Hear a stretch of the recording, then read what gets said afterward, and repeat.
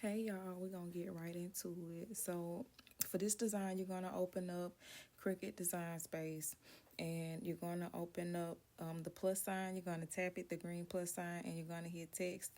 Cricut just updated, so I had to figure some stuff out.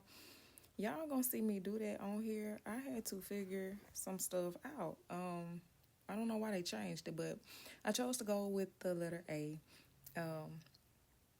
I'm gonna show y'all what I consider the importance of font is. So you want to choose a thicker font versus a thin font. Something like this is okay. You'll see as I go through, because I'm going to show you something like this is definitely okay. The thicker fonts are always the best. You don't have to go thick.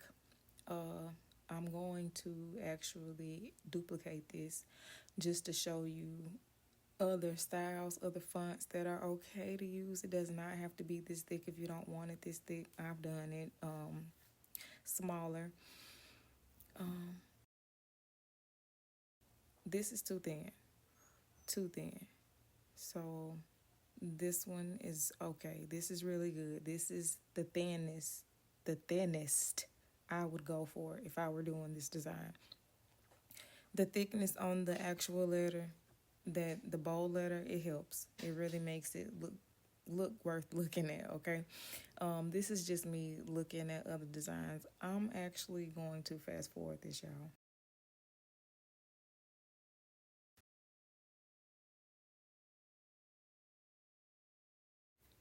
Okay, so moving through this, you can see me just changing the fonts. I'm also searching, just looking, but also y'all can kind of get an idea of which fonts are, okay to use. So I found a winner. I like this one right here. I'm gonna choose it, and I'm gonna expand it. And now I'm going to need to add a text because you're gonna have to add the name right on the side. Now, which side, left or right, you want to add it on is up to you.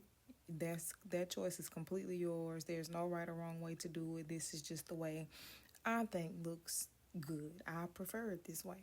So I'm gonna use. Now I could have chose any name, but I just chose Aiden. I like that name. I think it's cute. And I'm going to change the font. I want it to be more of a handwritten, but I also still want it to be, appropriate for a little boy, something he would want to wear.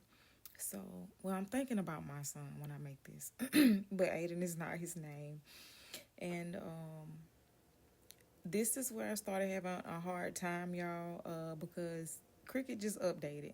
So I did figure it out. What you have to do is ungroup all of the letters. So in the name. So if you use Cricut before, then you know the name, you can ungroup the letters. But now to even weld the name in the first place, you have to ungroup the letters first. And then the options come up for you to weld, which to me is too much work. I don't understand why Cricut would do that. I was very happy with how it was. I know they're trying to be more useful, but that's a burden to me. It slowed me down because I could have had 3 or 4 of these done for you all in like 5 minutes, but because it took me 30 minutes to figure this out, this is the only one I'm gonna do.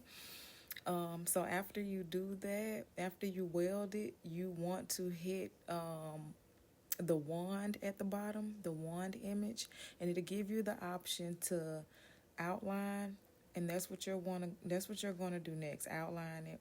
I chose a very small one. Do it to your liking. I chose a small one. And once you do that, you're going to move the name that you've welded, and you're going to grab the letter and the outline, and you're going to slice. You're going to throw the rest of these away. You can get rid of those once you click them. You can delete them. I just moved them to show you all that they're all movable. Now you're going to take the name and you're going to place it in there as accurate as possible. Get it as even as possible as you can. After you do that, you're going to weld the name. This time, it should be at the bottom. Combine, you hit weld. Make sure you hit the done button, because if you do not hit done, it will not weld. You're going to see me make that mistake right now. I didn't weld it the first time, but once you weld it, Once you do that and you hit done, you're going to hit the style button, the wand again. And once you hit that, it'll give you the option to offset. I know I said outline the first time, but I meant offset, y'all. You're going to offset it. You can change the settings if you want. It will automatically adjust to the settings you used the last time with in Cricut. I personally like that. I want it to stay the same. It looks more proportionate. I'm happy with that. It's also going to highlight that offset you just did. So you're going to hit the style button and you're going to offset it once again. If you want to change the settings, here's your time. But like I said, I don't do that. I like it how it is. Very proportionate, very even, very nice. So you just hit it again. You hit done again. And now you have 2 layers of offsets. So you're going to move the first initial layer and you're going to click and drag and grab those 2 layers of offsets. And then you're going to hit slice. And when you slice them, you're going to remove the 2 inside layers. It will leave you with this outline. When you have this outline left, you just move it over, fit it in there perfectly, as even as you can, and then you can group it. And that way you can move it however you need to. You can resize it as many times as you need.